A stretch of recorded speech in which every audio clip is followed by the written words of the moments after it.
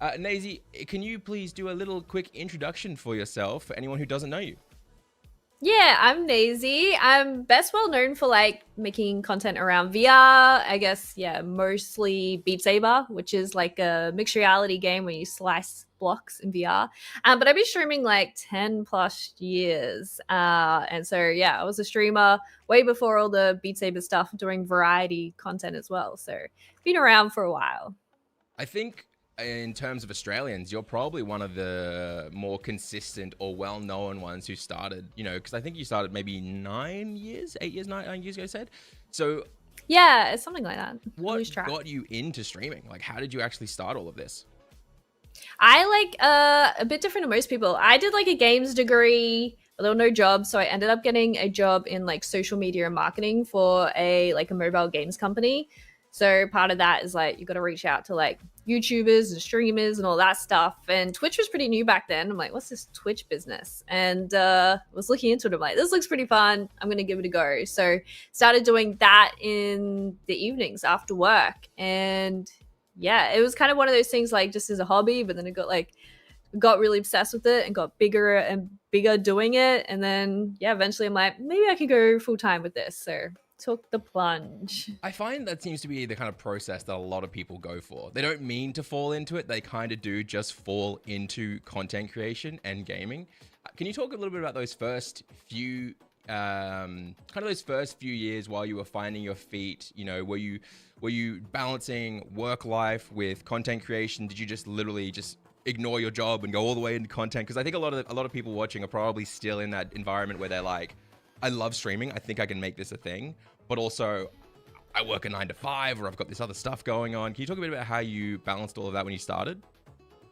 Yeah, as I've got so many mixed feelings about this. Cause yeah, like when I first was doing like full-time work and like trying to stream almost every evening, it's hard. Like it's really hard. Like rushing home, like I had to like catch a train home and then like scoff down some dinner, and then it's like, all right, go live and try and stream, I don't know, 3 hours ish, and then it's like 10 o'clock, it's like, okay, try and get some sleep and then do it all again the next day. And yeah, it was really hard. But it's like I don't recommend it, but also it's hard to do it other ways, and it's also part of the hustle, I guess.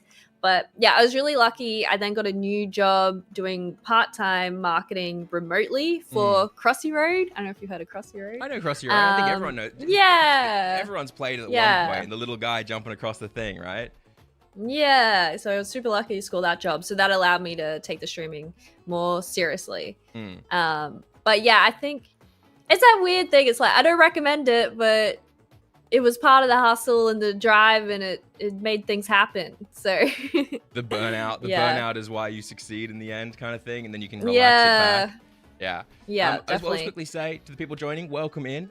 We will be reading, or I will be reading chat. So if you have questions, please throw them in, and I'll be saving them either for the end of the stream, or I'll pick them up if they're like really on topic, and we'll jump into them from there. If you want to support Naysy throughout the stream, while they are not live right now, they will be linked in the description, their Twitch channel. I don't think you go live much anymore, though, do you? You're more focused No, on. I'm trying to get back into it. I'm trying to get back into it. Do you want to talk a little bit about that decision? Like, why are you spending more time on your offline content rather than your stream content?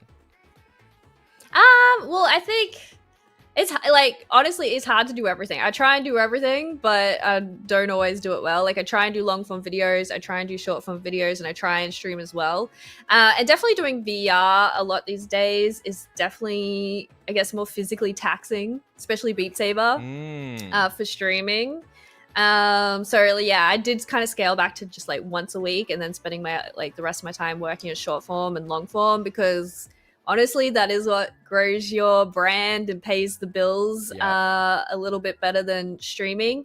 But in saying that, I do really miss streaming. It's the best way to like connect with your kind of like audience and like hang out and yeah, all those things. So I'm trying to get back into it. I've also been dealing with like neck issues, which is Is like that from the VR? Because the not headset's good. so big and it drags you Kinda, down. yeah.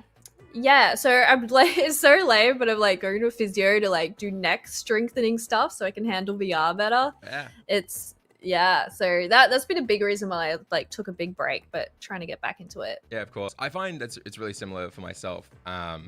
When I get really, really into streaming, I get so exhausted and burnt out that I can't produce anything else on other platforms.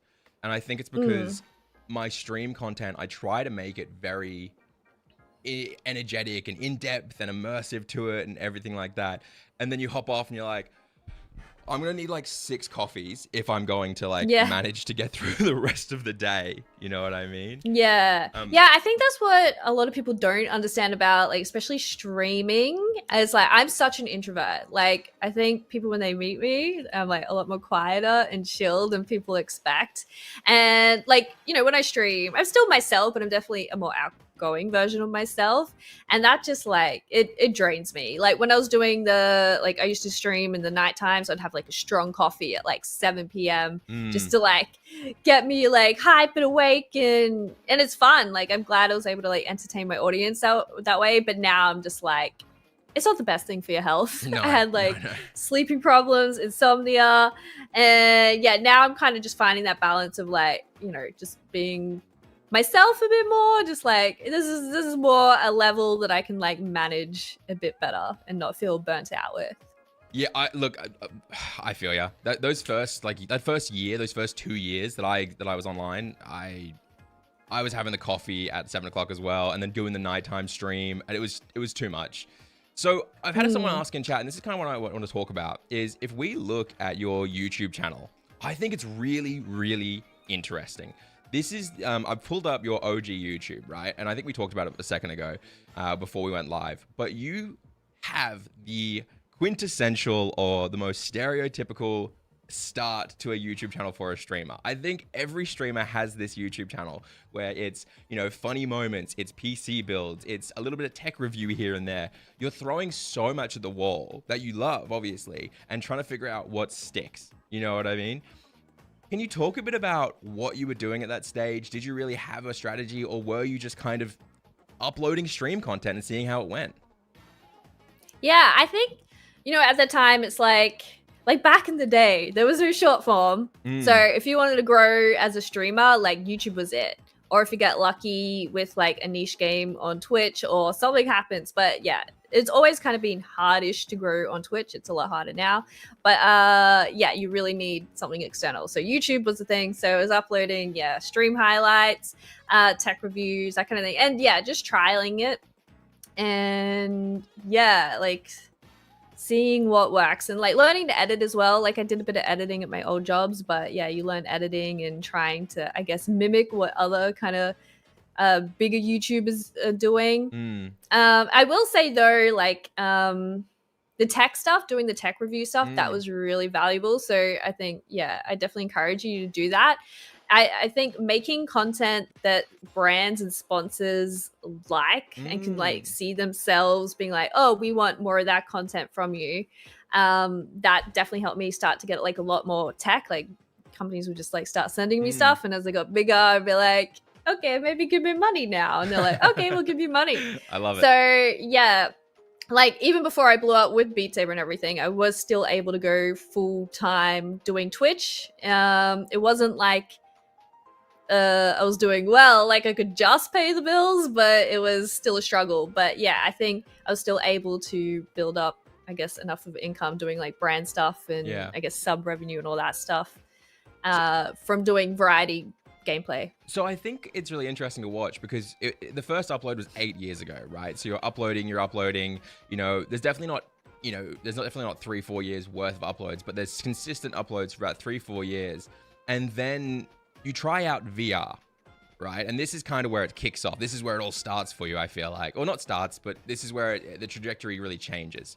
So can you talk about, did you do VR because you thought there was a gap in the market, or were you just trying something new kind of thing and it just happened to work really well? Yeah, I think a bit of both. I started just doing it because I'm like, oh, this is cool. I was obsessed with Rick and Morty at the time before it was like what it is now. What it is now, yeah. Yeah, and they were bringing out a VR game. I'm like, oh, I really want to play this. And then my friend is like, oh, do you want to borrow my VR headset? I'm like, sure. So I like streamed it, and it's like, oh, what other VR games are there, and kind of just played some other random things.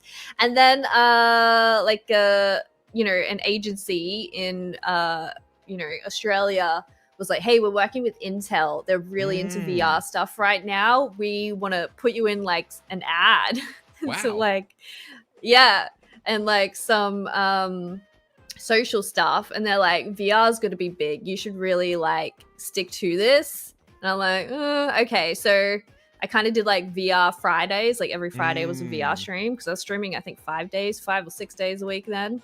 So it was like VR Fridays, and kind of like I fizzled out with it, got bored about it. Okay. And then I stopped doing it because it was a lot of effort and there wasn't really much going on there.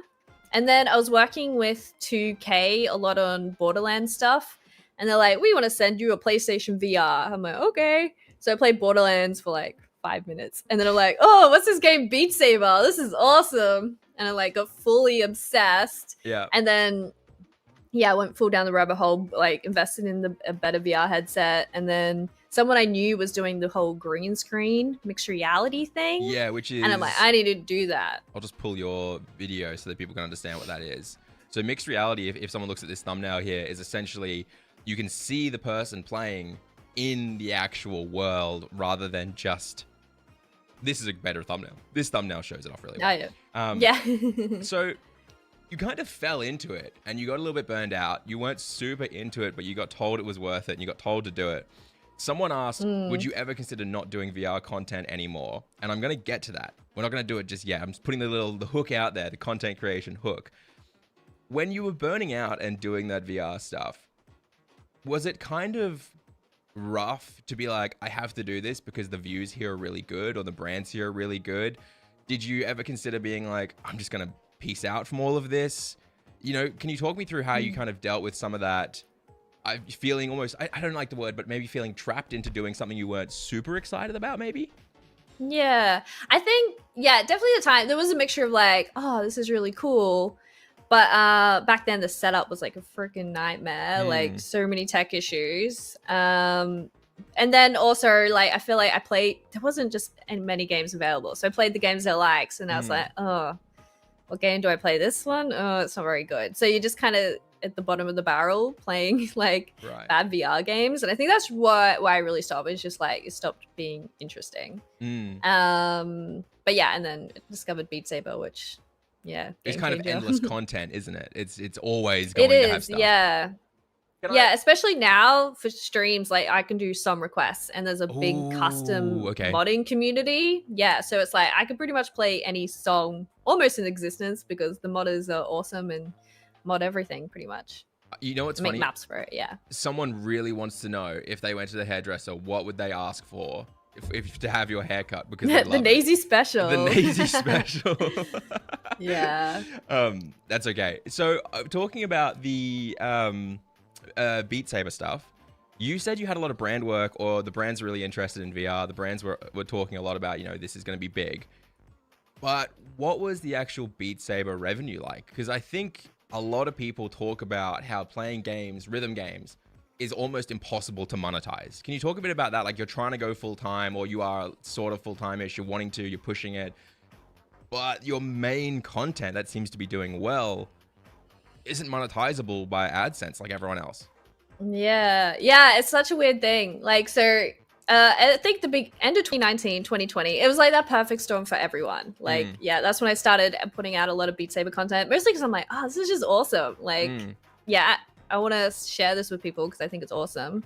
So I started doing YouTube videos, and TikTok was new back then. I'm like, what's this? TikTok. I'm going to upload to that because I don't know if you heard of Josh Dub. He's that other VR kind of, he's massive now, The Boys. Yeah. Every comment I get on my other channel says, you sound exactly like Josh Dub. And I don't think it's true, funny. But it's endless. And I have to be like, no, dude, I'm just a white guy with a white guy nerdy voice. It's fine. Sorry, keep going. Funny.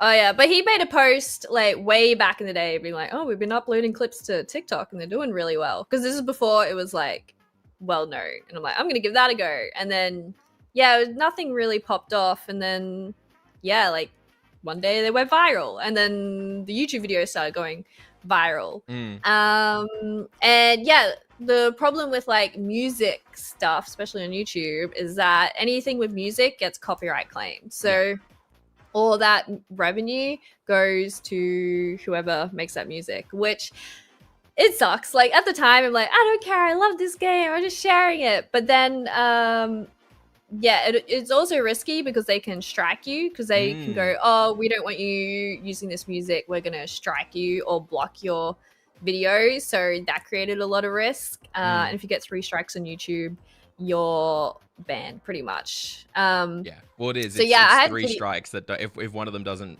peace out, and you can get 3 strikes pretty much from one video if people choose to go down the dodgy route.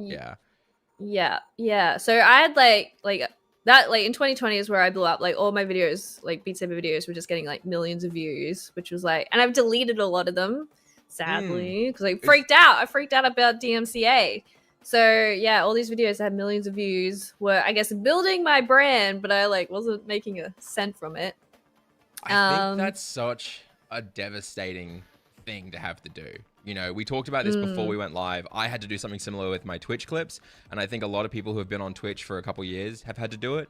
And I think there's this kind of resurgence of people who don't really understand how brutal it is, because people are really starting to use copyright music again. They're starting to use copyright stuff in their clips, in their videos, in their streams. And I'm kind of sat here being like, you guys don't get it. You don't get how bad this is going to be in a couple years. The next DMCA wave is going to come out, and you're going to end up having to either get strikes or delete a bunch of crap. And it's just so brutal. But I feel like for rhythm gamers like yourself, it's so much worse than anyone else can experience.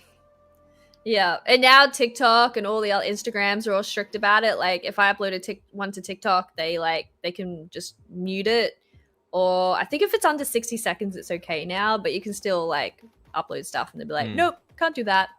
But yeah, I guess from there, like, it's like, well, I was making, I guess, revenue through Twitch streams, and I started doing more tutorial stuff, like, you know, how to mod Beat Saber, how to do the mixed reality, and tried to get other stuff in there, because it's this weird thing with being a content creator. I feel like having a niche game can really blow you up, I guess, but it can really minimize your opportunities for like brand deals. And yeah, I think I was definitely trying to like not be too much of just Beat Saber, so I was dabbling and doing other stuff eventually. So let's talk a little bit about that then. So the Beat Saber stuff is absolutely blowing you up. You feel like you have to do it, but you want to dabble into other stuff. What was it like doing a niche, or having a niche that was working, and then having to expand? You know, a lot of creators have talked to me about how they have the 5-1 rule, where if they have something that works, they do 5 videos on that, and then 1 where it's a big experiment. Did you have anything like that? Or were you just kind of being like, I'm going to push it today, I'm going to see how it goes, and if it fails, whatever? Yeah, I'm like, I don't know, I'm a chaotic creator. I'm just like, I just feel like playing this game. I definitely, like I try and like do a bit of everything, like a bit of Beat Saber, a bit more variety stuff. I definitely have been doing a lot less Beat Saber than what I used to. And I feel like you're letting your audience down a little bit, but you know, I am trying to like get back, because I love the game. I do love the game, but I think it's like I get over it for a bit, and then I'm like, oh no, I love Beat Saber. I can't quit you. I'll make some more content, kind of thing. But you've worked directly with them, haven't you? Like you've actually worked with Beat Saber. Yeah, a few times, which has been super cool. Are there brand deals or brand integrations like that you've done that you're just like, I can't believe this happened, and you're just so stoked, or even a bit taken aback that it's worked out that way? Yeah, I think, with Beat Saber, definitely, because it was like a dream. I think the dream, it still is to do like a game trailer for them. So maybe one day. I mean, your likeness when it comes to VR is very well known. Something you and I, you tweeted about how someone uploaded a VR teaser for their new game, and it was just you. They'd just taken your exact likeness and turned it into a 3D model, and you were like, maybe I'm overreacting, and I DM'd you being like, you're not. That is they have taken your likeness. It's like I don't think I really understand. I'm just like, oh, it's just my hair, but like, when games, I guess, kind of copy, or brands like they're like, we Mm, really want your likeness. Because I dyed my hair brown for a little while, mm. and then I did like a trailer. I had the opportunity to do a few cool VR trailers, Mm-hmm. and I did a trailer for them, and they're like, we're so upset you didn't have the hair. I'm like, oh, sorry. Wow, that's so Yeah. interesting. I hadn't thought of that, because I do think you almost have. I've always said that I would love it if I could be a cartoon character. I would love to Mm. have the outfit that everyone knows me for, and I never have to think about anything ever again. And Yeah. I kind of feel like for you, when I think about, who you are, I think I always see you in that mixed reality. You've got the kind of, I don't know what it's called. Like, it's very reflective skirt. You've got the really colorful shoes, and you're just having such a good time. But does that kind of suck that people kind of expect that exact thing from you, or there's like an expectation of them being like, dye the hair, Naysy, dye the hair. You know what I mean? Yeah, it used to kind of, I guess, I don't know, annoy me when people are like, you need to dye your hair. I'm like, you pay for it then. It's not cheap. But yeah, I know it also takes like 3 to 4 hours to get done. But like, I do get over it. But now I've kind of accepted it. Like, I like my hair. I like having purple hair, and yeah. But there's definitely a phase where I think I got really over it. Yeah, but I think I went brown, and then I'm like, you know, not what, I like being colorful, so I embrace it a lot more than I used to. But like, it is a conscious decision. It's not like, I think, yeah, I had purple hair because I'm like, that'll be fun.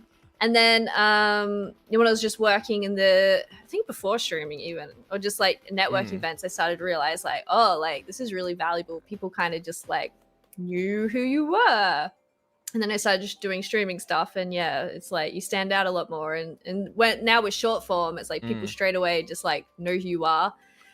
So it is definitely useful to have something that stands out, I guess. And yeah, that's what the hair is, I guess. Yeah, that's why I keep it. I feel like that's such an interesting part that you mentioned short form. Can we talk a little bit about short form and the depersonalization as a content creator? Because a lot of people are very hesitant to start doing short format content because they feel like it will never convert into a real community. Can you talk a little bit about that? Do you feel like that's true to some degree, or is it just simply people aren't using it properly? It's hard. I don't know. I think, yeah, it is hard to really build a community on short form. Because yeah, I've had my stuff go like fully viral, like some Beat Saber videos, and yeah, I'm not sure how many people would even like know my name or anything. They're just like, oh, that cool Beat Saber clip with the girl with purple hair. Yeah. But I think, it's like sending out a big net. It's like a huge net, and within that, you will hopefully like catch a few people, especially like people in the who play Beat Saber. I think go, oh, this girl plays with Beat Saber. I'm gonna go like watch her other videos, or people who go, oh, this is just really cool, like how does she do this, I'm gonna watch her videos and find out how she does it. And I think I've had lots of people say to me like, oh, you got me into Beat Saber, or you got me into, I watched your videos on how to like set up the mixed reality, or all your videos taught me how to mod. So I think there is that filter, but like, yeah, it's not going to be everyone. But if you can throw your net out, you're gonna catch something. So it is definitely worthwhile.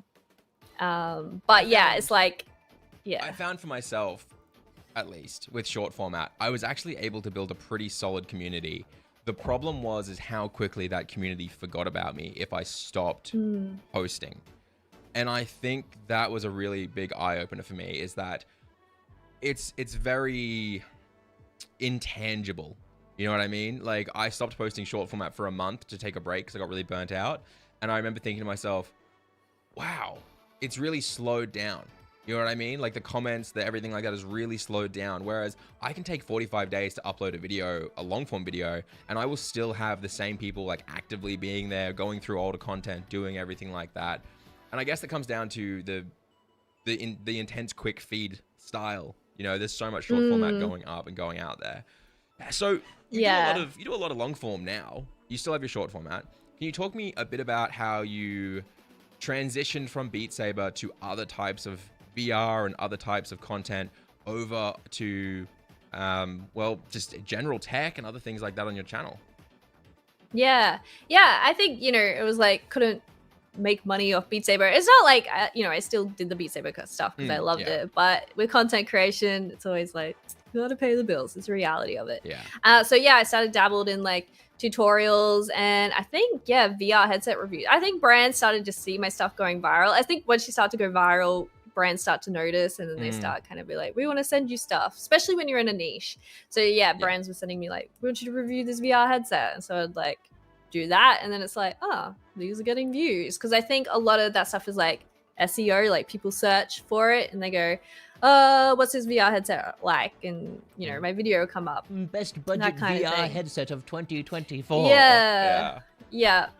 So I started doing more tech stuff. I've tried so many times to do gaming content, like VR gaming content, and it just never ever works. I would really love to like do more let's play gameplay stuff. I think we were talking about this before, like let's play gameplay stuff is hard. It's brutal. Yeah, it builds the best community, but it is the most difficult to do. The thing I found is that I also did as I did gaming reviews where I reviewed indie games, and what was really interesting to me about that is I got something like 500,000 views on a few different videos. I got that, and each of the videos all had the same sub conversion, and it was something really low. It was like 500,000 views, I got you like 1,200 maybe subs. But then I did gaming videos, and I noticed the actual like let's plays, the supercuts, even if they didn't do amazing, the sub conversion ratio was so incredible. Like the comparison is like 500,000 views would get me like 1,000 subs on a review, but a supercut of like 60 minutes would get me maybe like 6,000 to 5,000 subs on 200K, which is insanity. Like to get 5 times the subs on a video. Do you feel like for you doing that kind of, which VR headset is the best, or, whatever type of stuff, do you feel like that is also part of the reason why you're struggling to get the gaming stuff up? Like that your audience is coming in, getting something and then leaving? Yeah, I guess the problem with going viral is like, you have a large net, and like a lot of those people are there because they're like, I just like watching this girl play Beat Saber. So it's like, and then there are, your hardcore VR fans. So like, I only want the tech stuff. I don't want to watch gameplay videos. And then you got the kids that are like, we want the gameplay videos. So being very fortunate to build a large audience, but there's so many niches within that audience kind of thing. So I know I can upload tech videos and they'll get X amount of views. And I know I have dabbled in like more game stuff, but it's like very much a story and a journey, and like I've heard this game's good. Yeah, and I really like highly produce them. And I really like making those videos, and they did do well. But they're also a lot of work. So I don't do them as often as I like. Yeah. Maybe this is a bit of maybe this is a bad question to ask. I'm very open to admitting the fact that some videos I make do really well, and then I regret making them because of the audience they bring in. Okay. You did a gorilla tag video on VR treadmill about a year ago. And I remember like you were showing the thumbnail. We were talking about the thumbnail in a big group chat, and I thought, this is so cool. This is so awesome. You mentioned though, after the video, that you had a lot of young kids come in from that video and videos of that style.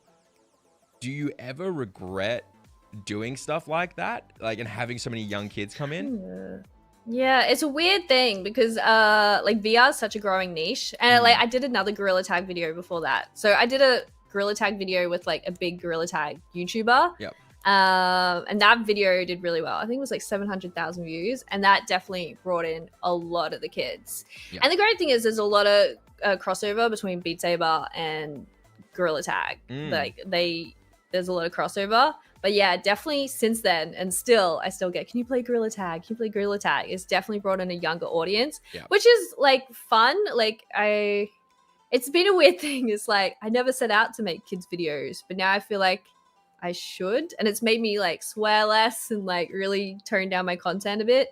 So it's been good. And I think with VR, it's a sign of VR. Like VR used to be like the tech nerdy bros who want to play like flight sims, that kind of thing. Like that's what used to be VR, but now it's changing to like, the MetaQuest headsets. And yeah, if you jump on any game, it's all kids. Like the biggest games are kids. So it's like, a sign of the times, and I think as a VR content creator, you got to go with those times as well. Right. So is it because I always struggle. Like the tech is becoming cheaper and more accessible? Yeah, that's like crazy the new Quest headset's so expensive to me. 300. I'm not spending that money. I'm so cheap. I'm such a cheap. Well, it's cheaper than a console. Like the new Quest 3S is like 300 USD, so it's cheaper than a console. And that I think Meta are like, ooh, we have a bunch of kids here. We'll get them into our metaverse, and yeah. Yeah, we'll ruin them. We'll ruin them early. Get them on the internet early. Yeah. Okay. So, yeah, but VR's definitely become more kids, and yeah, I gotta go with the times. So you're gonna lean into it, you reckon, or no? I go through phases. It's a weird thing. I try and balance both. Yeah. So, to summarize a bit of your journey, normal streamer stuff, you start out, you throw a bunch of stuff at the wall, you do some tech, you do some gameplay, you try VR because your friend gives you a headset. You kind of fall into that because brands and yourself see that it's working and want you to keep doing things like that. And then you kind of start burning out. You do Beat Saber, and you've been doing Beat Saber and kind of VR tech for the past, I guess, it's 5-6 years now?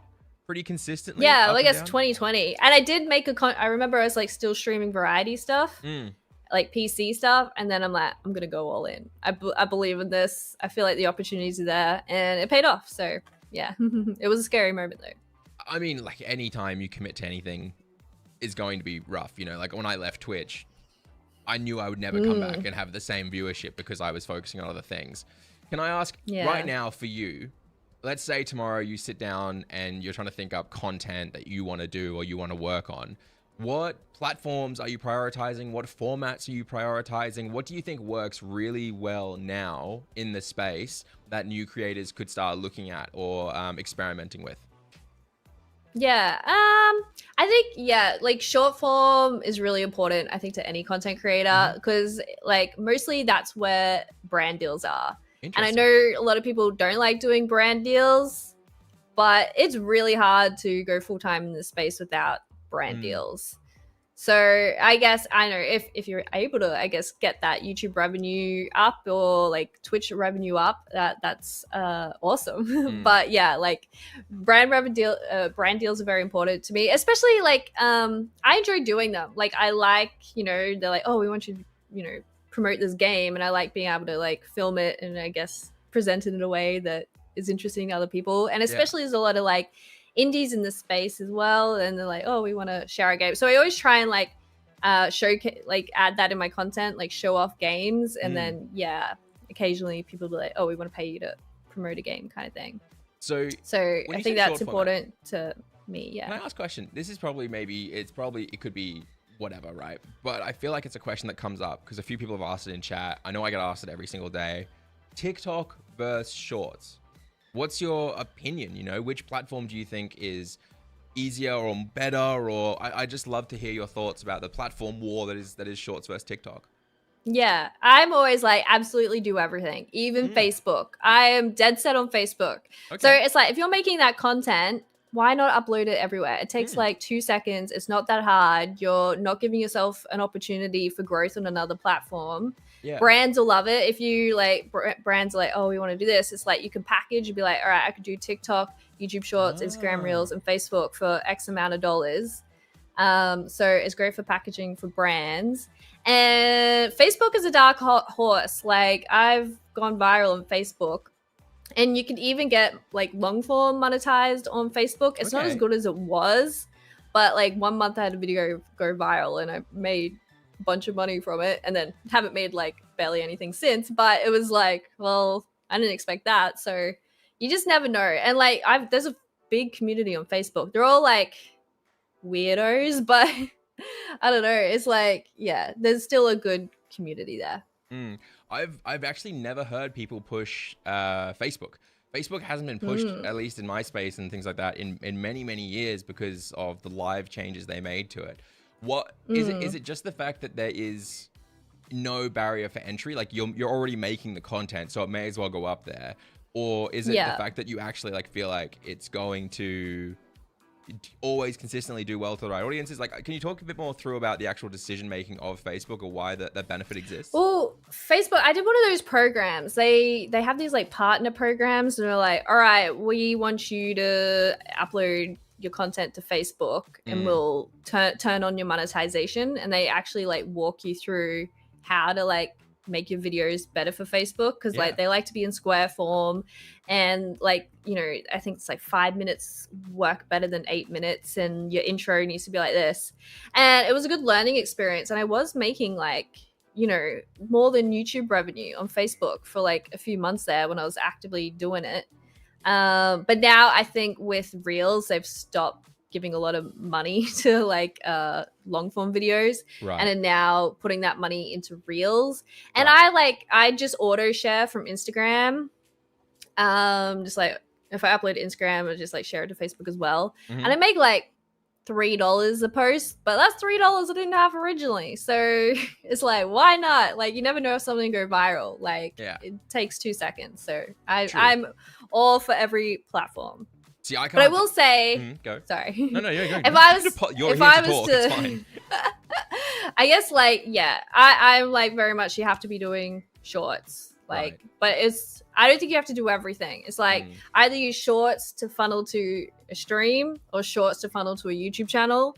You can do both. You're probably going to burn out, or but I know like, I built an audience elsewhere. Well, now that come across to like the rare stream I do occasionally. So I can still stream and know people are going to watch because I have an audience elsewhere. Yeah. I mean, to be honest, that's one of the reasons why I love YouTube and why I felt confident coming back is I'm multi-streaming right now, but I'm pretty confident that the CCV will never be what I used to have. You know what I mean? Like, but I don't find stress in that anymore. Like, if it was 2-3 years ago and I went live and I had like 20, 30, 40, 50 CCV, even sometimes if I had 80 CCV, I would have a full breakdown. Like, I'm doomed, I'm washed, nothing's working anymore. Whereas the benefit for me now is that when I go live on YouTube, that VOD stays there forever. You know what I mean? Like, even if this stream, you know, only gets like 50 viewers, it's fine because over the next 2 weeks, it's going to get like 3,000 to 5,000 views at a minimum. You know what I mean? And if it does really well and the value is really good, it'll go even further. So I get the idea of kind of diversifying, trying a bunch of stuff, but also the power of the offline content takes away the stress from the stream. It's almost like these streams are a reward for doing the offline stuff. But I want to talk a bit about, you mentioned something about how you can create shorts to funnel to long and vice versa.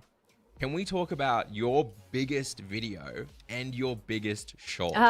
Because your biggest video is not leaving VR until I beat Rush E, which I've just pulled up on screen for people to see. And then your biggest short is the same, not leaving VR until I beat Rush E. And from the looks of it, you have the related video set as your big video as well. Can you walk me through which one went viral first, which one funneled? I'd love to hear how that all worked for you.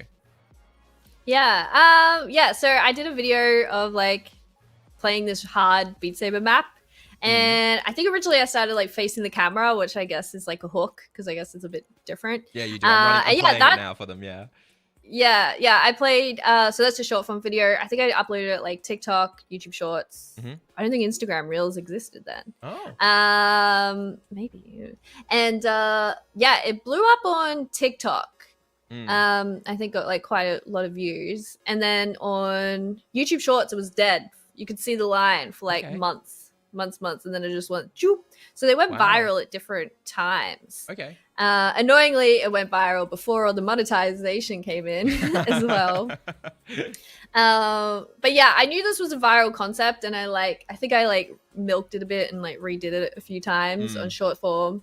And eventually I'm like, oh, why not I make a video, because it was like funny because I couldn't actually beat that song, and I'm like, oh, this might be fun for a video. I'm trying to beat it, but I knew I had to practice it a bit more, so I knew I could actually beat it. So I don't know the timeline, but I did that video, I think knowing that a lot of people were familiar with that short, and then uploaded that video, and then it kind of I think it performed pretty well early on, but it also had a slow trajectory as well. It's so interesting to me because in my head, when I think of Rush E, I think Rush E is a very niche thing. You know what I mean? In my head, I'm like, I know Rush E because there's that one YouTube comment feud that went viral where a guy talked shit about Rush E.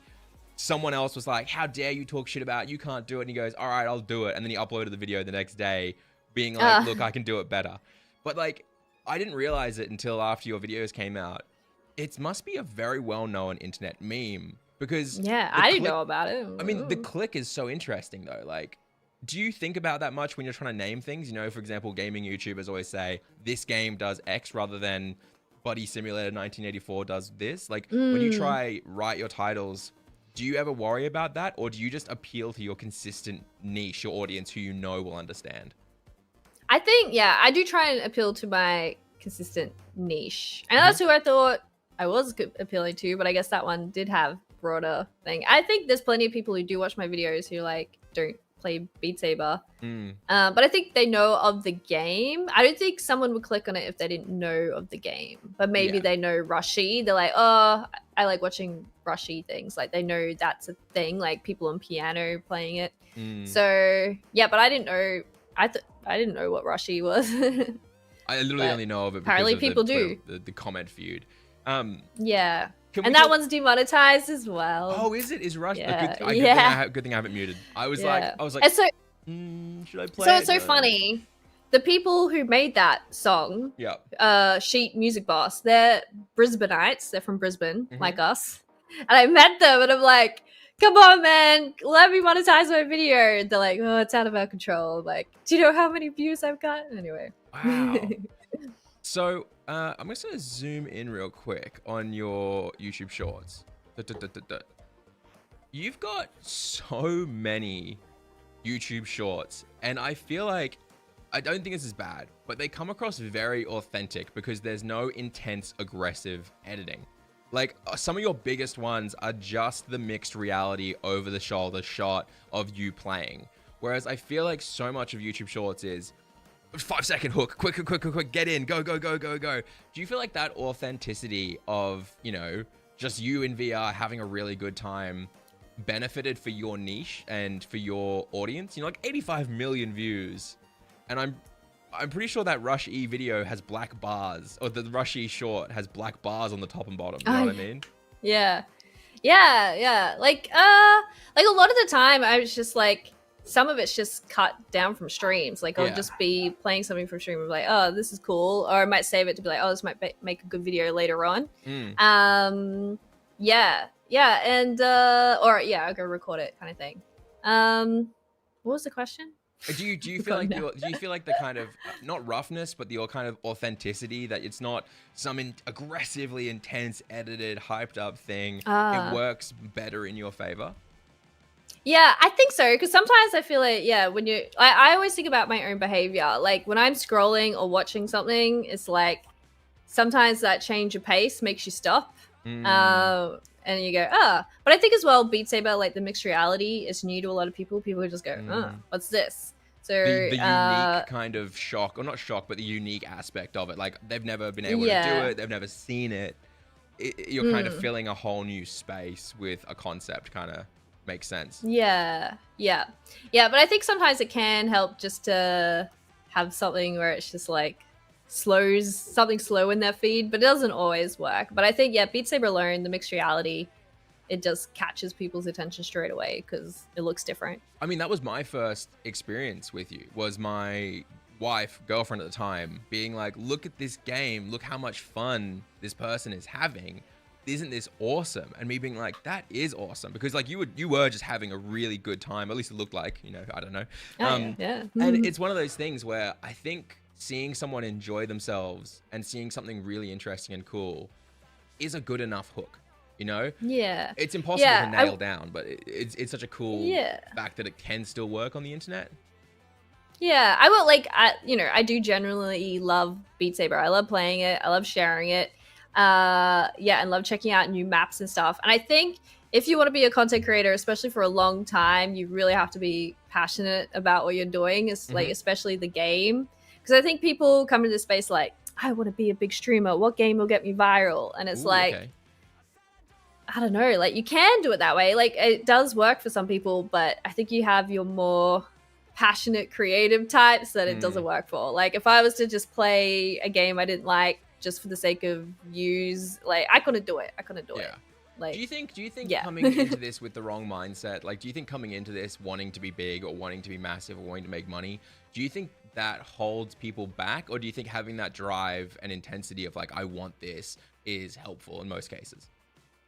I've changed my mind about this. Like I used to think like people like I'm just in it for the money. I'd just be like, oh, how could you? Blah blah blah. But now I've met more people, especially entrepreneur types. I think they actually are quite good at becoming successful because they're able to emotionally detach themselves. I get too emotionally attached. I'm like, oh, I love this video. And like, oh, did do well as I wanted. Like I get too attached. I can't separate myself. Whereas business people, I think, are good at separating themselves. They can be like, this is the best thing for my channel. I can hire people and do this. Whereas like, I like to edit. I like the experience. And it's like, the smart thing for my business was to hire an editor. But I'm like, no, I like it. I like the creativity. So sometimes the money business people, I don't know, can succeed. But passion gets you a long way. I don't think I would have lasted this long if I wasn't passionate about it. Well, if you don't enjoy it, if your goal, what I've always said is, if you come into this wanting to make money, you probably won't make money for a good few years. And so imagine spending 3 years doing something where your motivation and goal goes unfulfilled.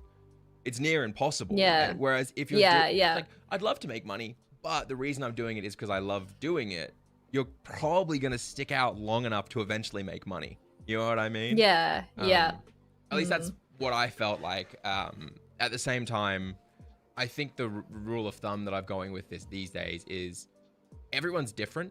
There's a system of best practices, but everyone's going to find their own path and find their own journey. You know what I mean? I would love to talk a little bit about fulfillment then, because I feel like it kind of fits nicely. You and I say again. Like fulfillment. So like how you feel about content creation and the burnout and keeping it going. I guess to me, I feel like I'm quite jaded. I think I've become a bit cynical based on my last upload is me reacting to bad TikTok advice. I think I'm quite jaded or cynical because I've been doing this for a while now, but you've been doing it a lot longer than I have. How do you feel about the industry? How do you feel about content creation? Do you like where it's at? Do you like what you're doing? Do you have any gripes? You know, I just want to know a bit more about how the inside, right? Because you and I both know that the Instagram posts and the Twitter posts that most influencers do seem nice, but that it kind of doesn't reveal how rough it can be. Like, so I'd love to hear some of your thoughts on that. Yeah, it's so weird because like when I first started out, it was like streaming and YouTube. Like I got into it to like stream games or like upload YouTube videos, and short form has just really changed the game. Like it's just like so many more people doing it, and it is quite saturated. I know how important it is, but if I could drop doing short form videos, I would do it in a heartbeat. Really? Despite it being so much of your brand and so much of what's like brought you brand deals. Yeah, and I'm not I would always do it because I know it's the best for reaching people and brand deals and blah blah blah. But if those platforms disappeared, I'd just be like, I can just do YouTube and streaming now. Like it would, That's so interesting. Sometimes I'm like, I just want to just focus on YouTube or focus on streaming. I mean, I feel it, right? That's what I did. I got like 30 million shorts views in 6 months, and then I was like, I can't do this anymore. So like, I couldn't imagine, doing it as consistently as you do. And I just do long form now, and I definitely have found that it's more difficult to do long form by itself than if it had the balance and the backup of all those short form views. And brands, as you say, brands are much less interested in long form than short form, at least right now in certain spaces. Can I ask, so you want to get back into streaming? Is that going to be a similar thing where you're going to have to balance streaming alongside shorts and alongside long? And how are you going to do that? Because like I can barely do that. You know what I mean? So I'd love to hear how your thoughts. Yeah, I'm still thinking about it because I think like, for like the holiday periods, like very busy in terms of like sponsor opportunities for VR. So it's kind of like that was my focus for that period. Yeah. But now it's like, okay, getting back to like more consistent things. I mean, in the perfect world, it'd be good to like stream stuff and then cut it down for short form, but it doesn't always work well. And yeah, same with long form. It's like I'm just accept that I'm not going to do a long form video every week. I'm not organized enough. I'm too chaotic, and I accept that about myself. So I'd rather make a long form video where I feel inspired, and feel like I have something to say rather than just putting stuff out for the sake of it. Quality over quantity, would you say, is a goal for you? Yeah. So, but yeah, I would like to like stream more and like check out different games more and hopefully cut that down for short form. But that'll be an experiment because that doesn't always work. Like storytelling is really important for short form, I think, these days.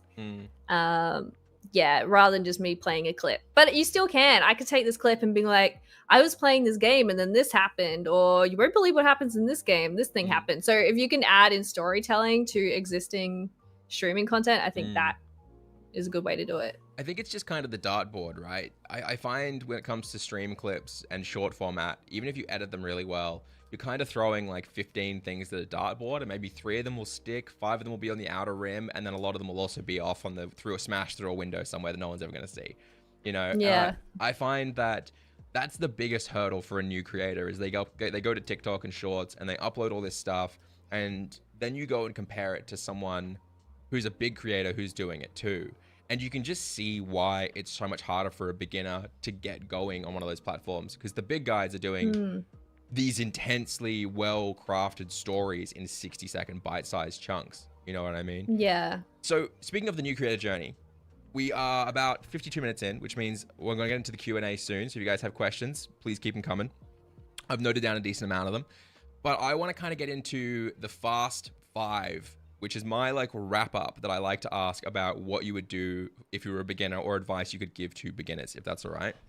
Straight out of the gate, if you are a beginner, if you're starting out, your goal is to be a content creator long term, like make a career out of this. What is the number one skill they should learn themselves? Oh. I think, oh my gosh, there's so many things. There's a lot. That's why it's so tricky, isn't it? Yeah. I think packaging versus storytelling. Ooh, like that. Okay. Like being able to, I think that works for YouTube streaming and Shorts. Right. Being able to like, hey, I'm going to do this on stream, or hey, I'm doing this in this clip or this video. Yeah, I think that's very important. For you and I talk a lot about the audience needs to understand and have a reason, like a value to click. Is that what you mean by packaging and story? It's like you're saying, hey viewer, here is the package that is enticing you, and here is the story that's keeping you around. Is that kind of what you mean? Yeah.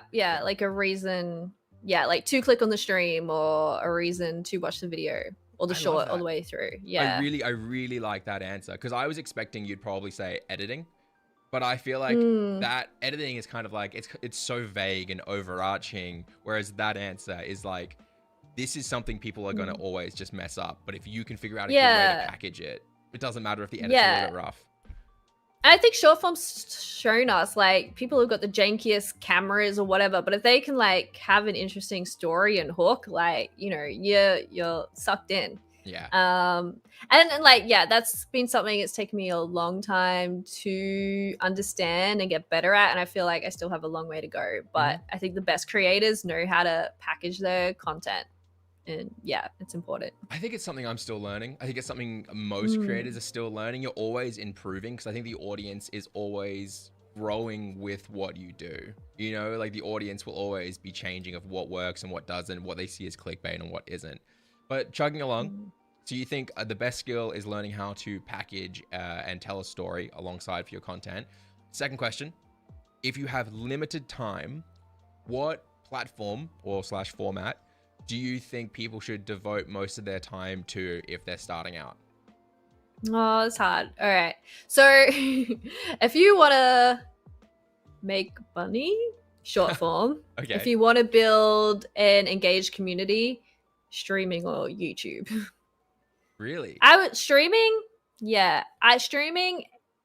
like, even though I don't stream much anymore, it has built like the most like awesome community that still hang around. Like from 10, there are people still sub to me like for 9 years. Like that's insane. Like you won't get that through YouTube or short form. You're speaking Twitch streaming specifically, or you mean any streaming? Yeah, Twitch streaming. I don't okay. know. Maybe YouTube streaming's the same, but Twitch No, it's streaming not. definitely. As a YouTube streamer, I've done YouTube streaming for about 2-3 years now across multiple channels. It's very interesting because on Twitch, I can go live and I could ignore chat like we have done today, and I'll still get several subs and bits, which has happened today. But on YouTube, if I go live, there will not be like, and this isn't a complaint, there will not be like a single membership or, you know, the consistent same people won't rock up every single week. And I don't think that's necessarily a fault. I think it's just that YouTube people don't have the same kind of parasocial or community connection that Twitch has. So no, I definitely think you're right that it is Twitch mostly. YouTube is very It is a double-edged sword, the parasocial stuff. Oh yeah. Double-edged sword, yeah. I mean, if you want to go into that, that's a big conversation. Yeah. So I guess going on to the third question then, or to summarize, you said if you want to build a really good community, YouTube videos and streaming on Twitch. But if you want to make a lot of money, or either or. And if you want to make a lot of money, doing short format with brand deals is a really good way of doing it. Which is true. I actually know a lot of friends of mine who have done well on short format or even medium, like they've done average, but the brand stuff has really helped them out. Okay, on to number 3. Brand new creator starts out. What do you think is the first piece of quality they should upgrade in their setup? Do you think their camera needs to look good? Do you think their mic needs to sound good? Do you think it needs to be fancy graphics? What do you think is the big upgrade that sets them apart quality-wise from other creators? I would definitely say camera. Like when I upgraded my camera stuff, I feel like my audience doesn't care, but brands care. Like brands really love high quality stuff. And like, I know like my stuff may not get like the most views sometimes, but brands still love it because it's like, it looks high quality and they like that. So, and you see just like people doing like unboxing stuff, but the quality is like amazing. Yeah. Brands love that. They're just like, take our money kind of thing. So again, it depends on your goals. But it's fun. It's a great skill, like learning to upgrade your camera and make good quality stuff because you can apply it to so many other things. And yeah, it's a good skill. And we should clarify as well that you're currently over online, so you've got a little bit of pixelation from my end, my internet, and also you're setting up a whole new stream room as well. Just to clarify. Yeah, well, this is my thing. It's like I'm leveling up my background and everything again, so I can make some awesome stuff. Yeah, but it's a process. Number 4, if you could go back and redo your journey, what is the number one thing you would change about your journey? It's so hard because it's like there's things where I'm like, oh, why did I do that? But it's all part of the journey. I think it's like more a mindset thing of just like chill out. Just like I'm very hard on myself, and I think lots of self-sabotage and just like just enjoy the ride and just do it. Don't overthink it. So do you feel like the overthinking is what stops consistent content going out? Like you're constantly trying to make it better and better and better, and then you realize it's been like 3-4 weeks and nothing's gone out? Yeah, 100%. Like I'm doing that now. I'm like, I could make this video or I could do this video, and I'm like, just freaking do something, you idiot. Me creating a whole live stream series just to avoid the fact that I haven't uploaded in 45 days. Yeah. And sometimes that's why I kind of want to get back to streaming. It's just like I just need to do something. Streaming's like, you can just turn on the camera and have a good time. It's fun, yeah. It is the easy way, isn't it? Like streaming does make you feel very productive and like you're a content creator. And sometimes that's another double-edged sword. It's like, look at me, I'm actually making content, I'm doing all this stuff. But then you're like, I ended stream and now I have nothing. You know what I mean? Like, hey, can I bring up a controversial thing? Where Absolutely. Like YouTube's the hardest and streamers like, no, streaming's the hardest. Yeah. YouTube's definitely the hardest. Oh, yeah. But streaming's the hardest to grow on. Streaming has the worst discovery because it's so live and there's no offline built in. Actually going live is so easy. Like going live and doing a long stream is so easy. What I would say is I think creating actual content while live, that is difficult. You know what I mean? Yeah. I think a lot of people go live as streamers and they're like, I'm a streamer.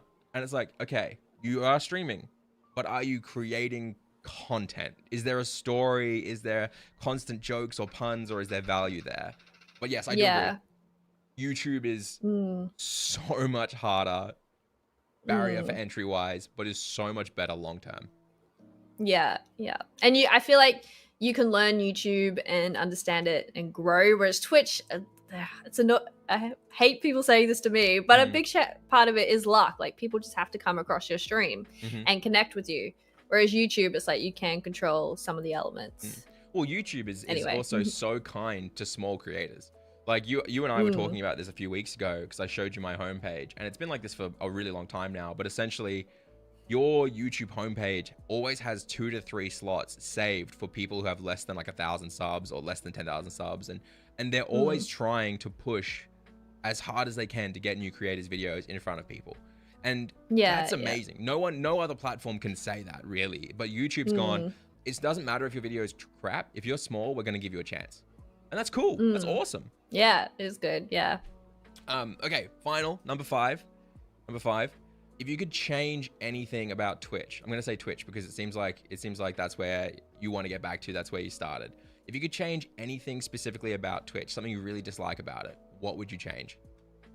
Oh, I don't know. I want to ban this one, but no, I'm kidding. Could you imagine? This might be controversial as well. I miss when it was just gaming.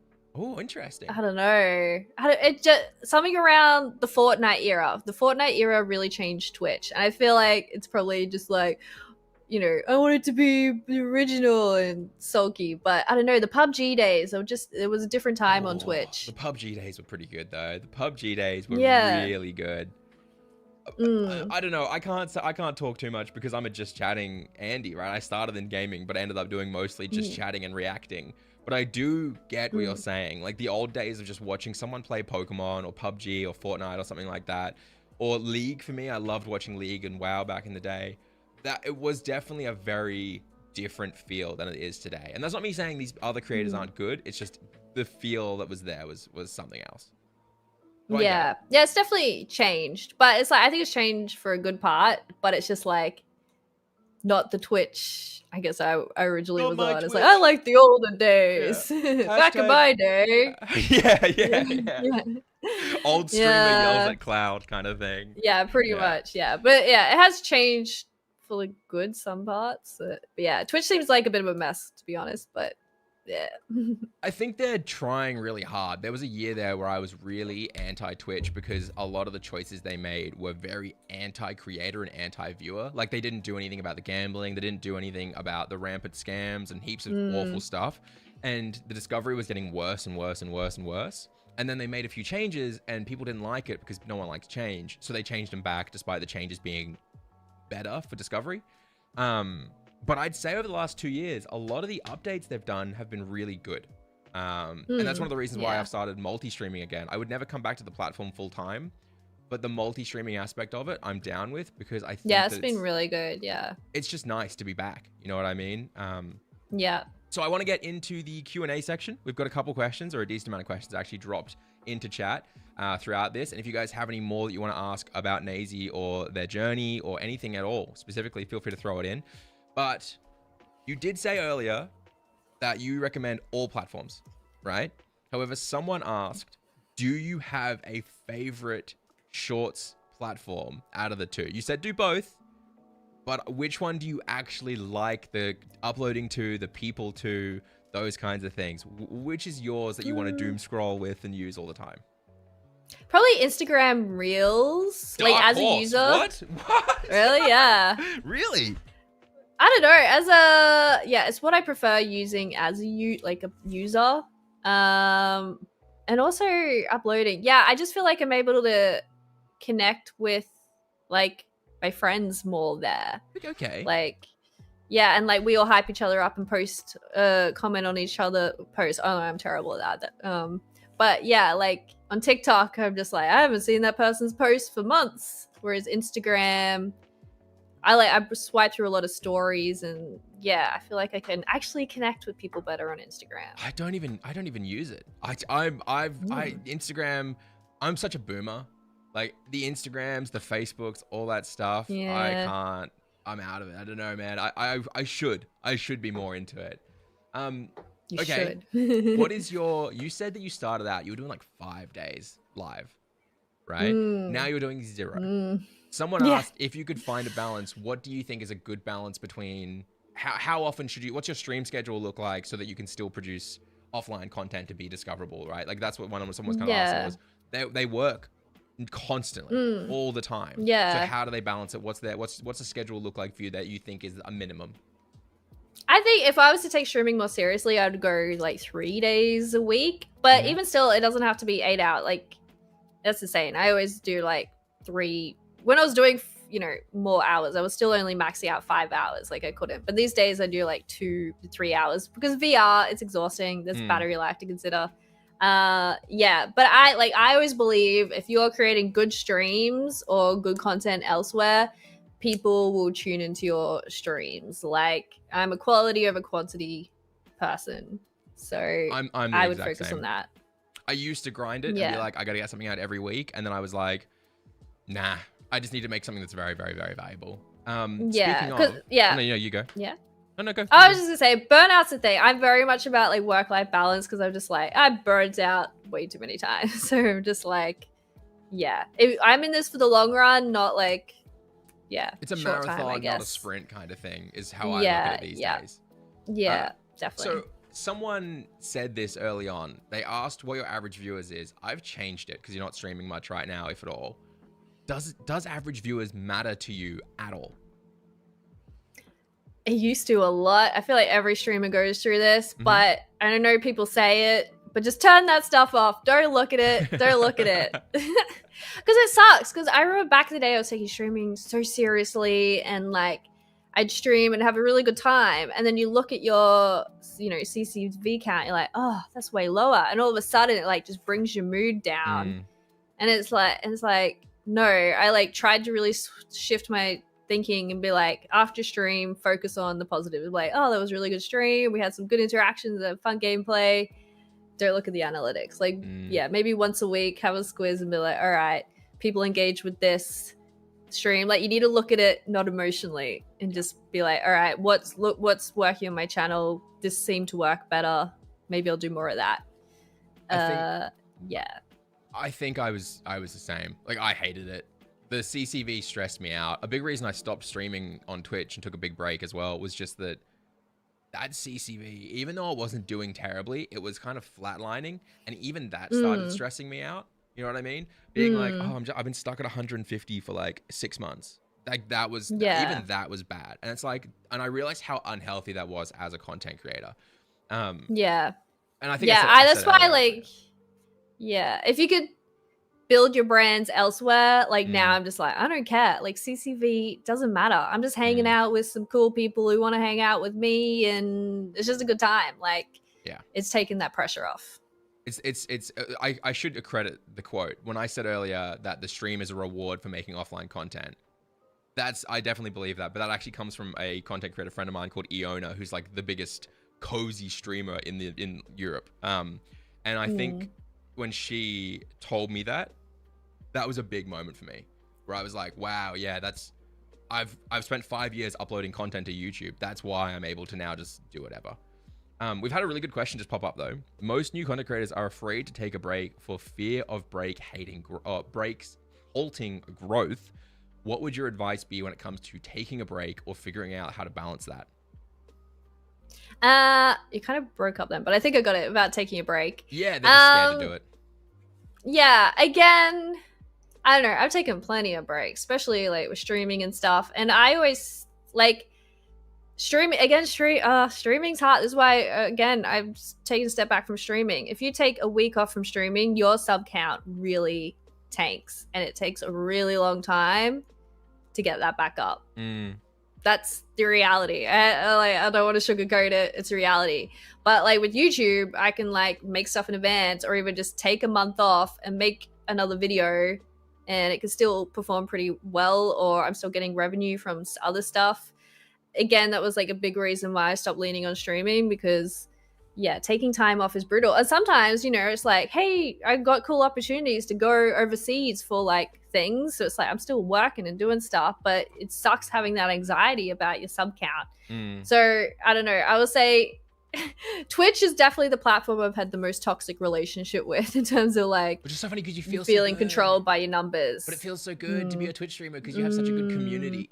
Like having like even Yeah. just 50 viewers is enough to make you feel so cool as a person who's streaming. But then at the same time, you're right, it's the most toxic platform to work on. It's like, I love this because it makes me feel so cool because I have such a cool community that I love hanging out with. Oh God, I hate this. This is so much work. Yeah. So I don't know. I think, you know, TLDR, try and invest in other platforms because you can still stream and have that awesome community. And I always tell people, like, if you're streaming X amount of days a week, just like take one of those days off or like an extra hour off and just like practice editing down your streams and putting them up to short form. And if they don't work, try something different. Just keep jumbling them around and seeing what works and watch other creators and get inspired by what they do with their hooks and just, I don't know. What is it? Steal like an artist. Steal like an artist. Be inspired. Yeah. Imitate, not I don't know, whatever the saying is. Imitate, not reproduce, maybe. Something like that. Yeah. I think that is a very tricky part of finding that balance. But a really good question someone asked earlier was about networking. Do you feel like networking is something that's important to, I guess, a content creator or a streamer or in general? Like, how do you network successfully? Is there a way to network successfully? Is it organic? Do you have to force it? What are your thoughts? Like back in the day, I definitely made efforts to network. I hate calling it network. I think it was just like, I'm just going to follow people who I find interesting, who are doing interesting things in the industry and just see what they're doing and reply to their stuff, especially with brands as well. Like it can't, like if you're, especially like in Australia, we are so lucky that we have like agencies and brands that are Australian Pacific. So they're like Logitech, they're like, you know, always looking for Australian creators or 2K or whatever. So like, connecting with them on Twitter and stuff, like just kind of like, you know, replying to their tweets, that helps a lot. Like also post your stuff on Twitter. Like that's a way to get a lot of brands are on Twitter, X, whatever. They're more likely to see your stuff there. It's Twitter. Anyone who tries to call it X or Zeting, it's Twitter and you're tweeting. Calm down. But I think Twitter is definitely a good place to get noticed by brands and networking opportunities. So I post that not all the time because it can get spammy, but for like my cool content, I'm like, this is a cool clip, I'm going to post it. It's a good way to get brands seeing you. I used to get really intense about my tweets needing to do well, and I would like rewrite them over and over and over and over and over, like constantly trying to make things happen and like figure it out. And I think I kind of changed it with the big changes to Twitter recently and everyone kind of leaving. I was like, you know what, if I post something, I don't really care if it does well or not, and I just kind of like tweet whatever I feel like, random shit, retweet shit, like I'll just do nut stuff, and it does so much better than when I used to rewrite it over and over and over. And I think that happens on every platform.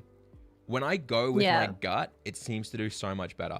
On my side channel now, I don't script my intro.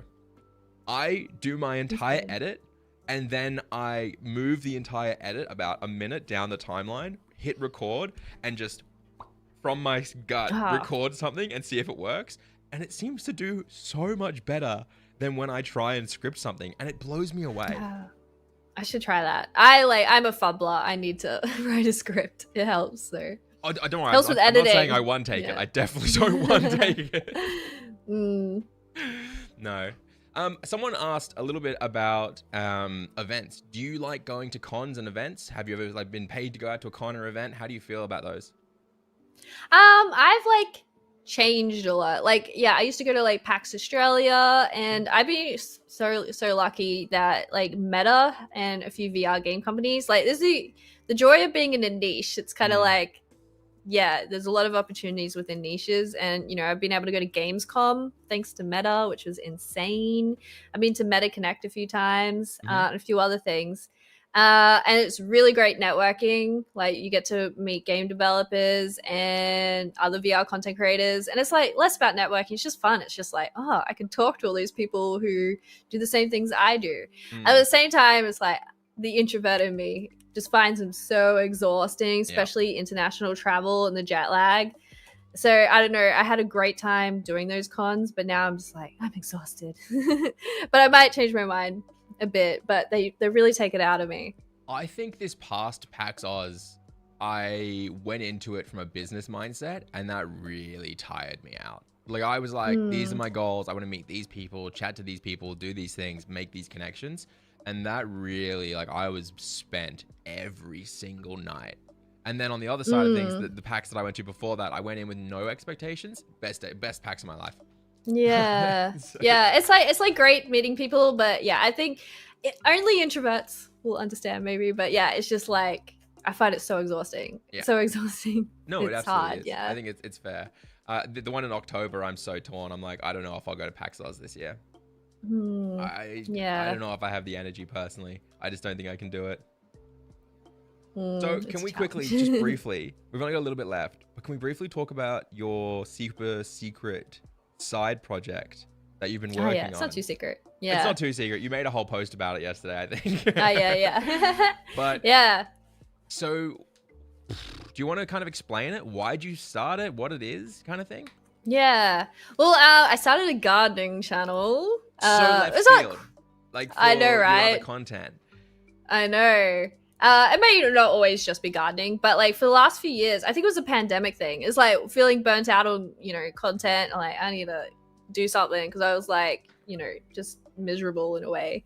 So it's like, I should get into gardening. And I got obsessed, like super obsessed with gardening. And it's just kind of evolved. And I've been building out like a really cool garden. And I'm like, I should share this. And to clarify for the people in chat, it's not a VR garden. It's an actual physical garden. There are vegetables and flowers and bugs in it. I'm very jealous of it. It looks beautiful compared to my overgrown bush that I currently have in my backyard.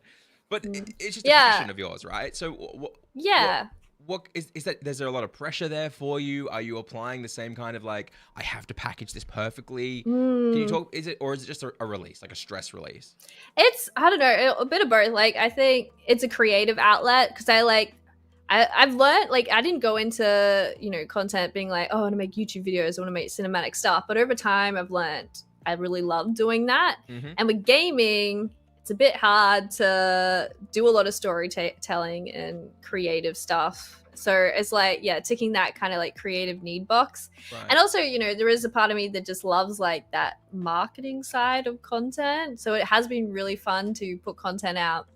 And I've been doing short form on like TikTok, Instagram, and YouTube Shorts as well. Just seeing like, like this works, this doesn't work. Just learning. So it has been really fun, but it's always that weird toxic thing of like, it's meant to be fun, don't obsess too much over the analytics. There's always that balance. I think it's when you're passionate about something, it can be a curse in a way because you get obsessive. But so it has been really fun. And I mean, I would like, my goal with it is to like really inspire people to get out in the garden because it's like, as much as I love gaming VR, I also think getting outside more has done wonders just like for my mental health. So it's just kind of like, I'd love to inspire others to get into it a bit as well. And maybe long term, it's like, I'm getting older, I don't know if this gaming stuff I can do it forever. So if I become a gardening YouTuber, I'm a-okay with that too. It's kind of funny when you think about it because it's almost the polar opposite of your other content. It's literally, you go from one where it's like, I'm going to escape reality, literally, to I'm going outside. Well, that's why I called the channel like Naysy IRL because I feel like IRL versus VR kind of thing. But and I'm like, oh, do I share this channel or do I even call it Naysy? But I'm like, if I can like take some of my existing audience and like inspire them to get out in the garden, then I see that as a win. So that's why I'm like, I'll keep it as Naysy and share it a bit. But I know there's like going to be barely no crossover. But I feel like the ladies love the gardening content. So it's cool to see some of those audience. Well, the original Beat Saber audience kind of come over as well. Oh, really? That's actually okay. Can we dig into that just really fast? The original Beat Saber audience, was it mostly on the gender split? Did it go towards women? Yeah. So when I first started uploading Beat Saber stuff, it was like 50-50 men and women. And then over time, as I did more tech and gaming, it's like 95 male now. Yeah. I mean, the transition is really interesting.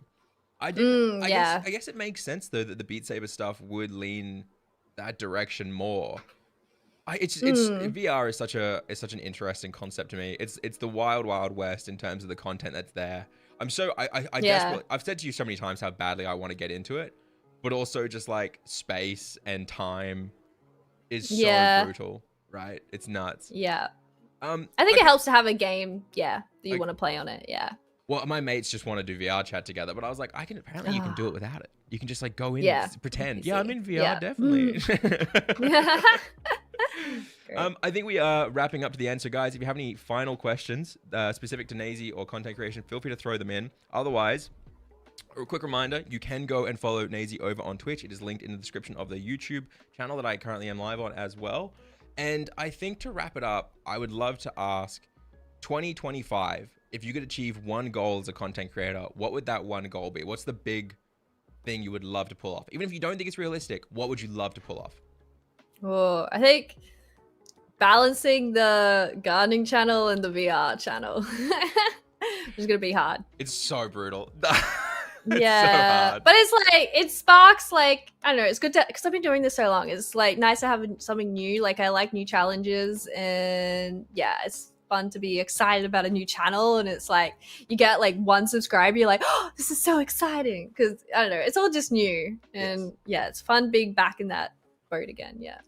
Oh, I love that. Thank you so much. Is there anything you want to share? Otherwise, I think we will start to wrap up there. I really appreciate your time today. It's been a really interesting chat.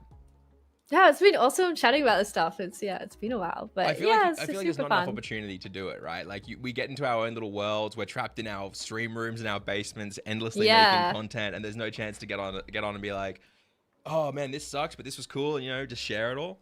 Yeah. I think a lot of people don't realize that. A lot of it, like especially when you stop streaming, like sometimes I miss just talking to people.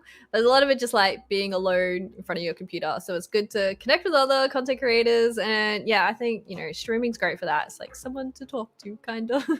Sounds a bit sad. I apologize. Someone's asked a question that I'm never going to be able to answer. So I'd love to quickly ask it because it's probably, it's very important. Someone said, as a female that does content that probably mainly only boys are watching, how can I still relate to them and bring them entertainment?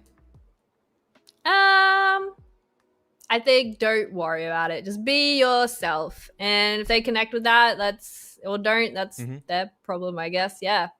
I think, don't worry about that stuff. Yeah. I think I obviously can't relate to the idea of worrying about people relating to my gender because on the internet, I'm in niches where it's 90% men, right? Watching this stuff. But in terms of, I used to get terrified and paralysis around my gaming content about making sure that people could relate to it. I think it was funny.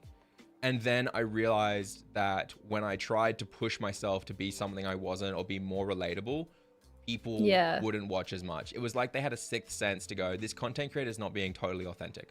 You know what I mean? Yeah. Do you think that's kind of I think don't be like completely blind. You'd be like, okay guys, I'm gonna do a makeup tutorial. Like if not a large proportion of your audience is going to be interested, but at the same time, like if you want to, who cares? Like do it, see how it goes. You never know.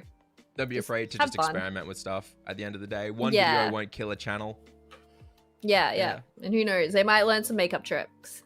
I mean, I would love to. I'm getting old. I'm going to be 30 soon. I probably need to start looking into it. Well, no, I really appreciate your time. Thank you so much. Again, guys, please go and check out Naysy. You obviously said you want to try to get back onto your Twitch stream and you love your Twitch streamers, or your Twitch community. So if you want to go join that, it is linked in the description. Thank you so much again. I'm going to wrap up there and end. But if you want to, you can check out the previous episode with Reaps, and we'll have a new episode scheduled for next Friday as well. Thank you so much, Naysy. Thank you. Thanks for having me. It's been fun. I will wrap the stream.